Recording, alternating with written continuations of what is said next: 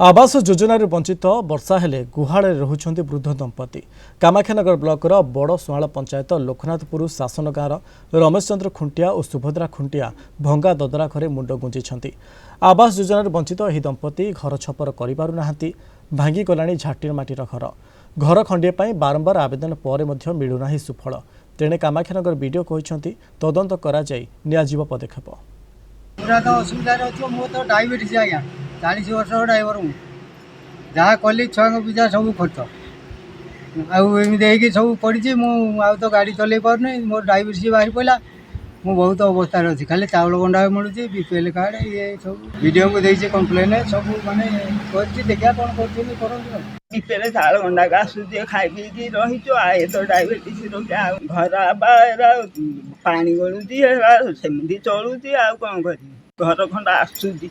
केन्द्र आसूँ ब्लॉक को आसूँ पंचायत को आसूँ पंचायत मत कम दौना एमती तो खबर मो नॉलेज को आसी ना यहाँ जो लिखित सेमती किसी आसी थाए आम जहाँ अभियोग जब आसी आम रि इनक्वारी करके जहाँ यथा संभव जहाँ विधि व्यवस्था अनुजाई कार्यानुष्ठान ग्रहण करा।